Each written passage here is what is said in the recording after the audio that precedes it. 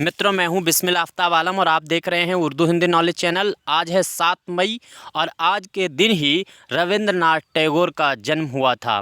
तो रविंद्रनाथ टैगोर 7 मई 1861 को कोलकाता में पैदा हुए थे। उनका जन्मदिन, उनकी जो है जयंती मनाई जाती है 7 मई को। तो सभी देशवासियों को पहले तो मुबारकबाद रविंद्रनाथ टैगोर की पैदाइश पर, उनके जन्म पर, और साथ में उनके बारे में जानेंगे, उनके विचार के बारे में आज हम लोग जानते हैं। थोड़ा सा अपने चैनल से हटके मैं बात करता हूं, लेकिन उनके विचारों को ज़रूर सुनना चाहिए और एक दूसरे को शेयर करना चाहिए।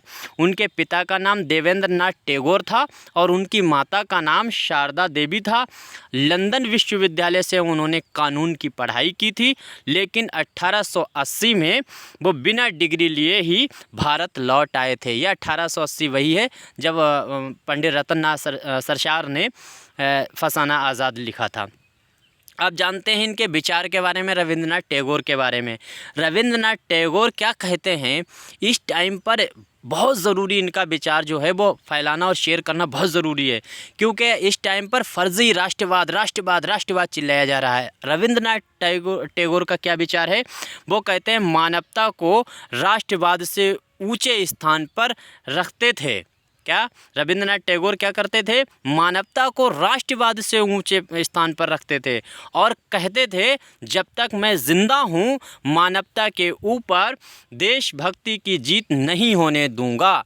यानी देशभक्ति बाद में ज़रूरी है, पहले मानवता ज़रूरी है।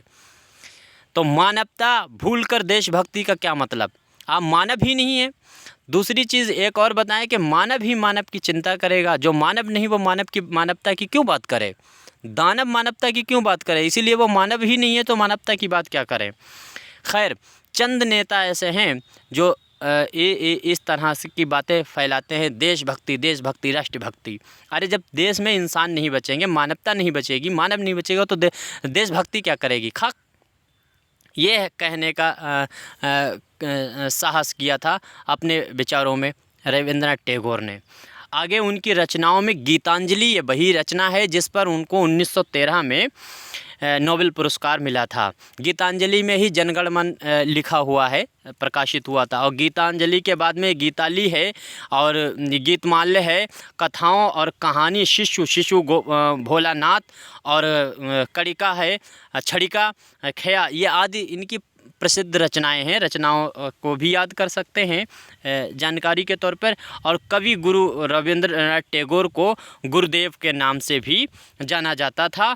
7 अगस्त 1941 को उन्होंने कोलकाता में अंतिम सांस ली। गुरुदेव बहुआयामी प्रतिभा वाली शख्सियत थे, यानी उनके अंदर क्वालिटियाँ थी, तमाम चीज़ों की उनको जो है उनके अंदर कलाएँ थीं। जैसे कवि तो वो थे ही आला दर्जे के, और साथ में साहित्यकार थे, दार्शनिक थे, नाटककार थे, संगीतकार थे, चित्रकार थे। ये इतनी क्वालिटी थी। और विश्वविख्यात महाकाव्य गीतांजलि की रचना के लिए उन्हें 1913 में साहित्य के लिए नोबेल पुरस्कार से सम्मानित किया गया था। साहित्य के क्षेत्र में नोबेल जीतने वाले वे केवल भारतीय हैं, ये कहा जाता है रविंद्रनाथ टैगोर के बारे में। तो इनके जो आज मैंने इनके बारे में आपको बीच में रखा है, इनकी जानकारी रखी आपके बीच में। उम्मीद करता हूँ आपको अच्छा लगा होगा। शुक्रिया, धन्यवाद।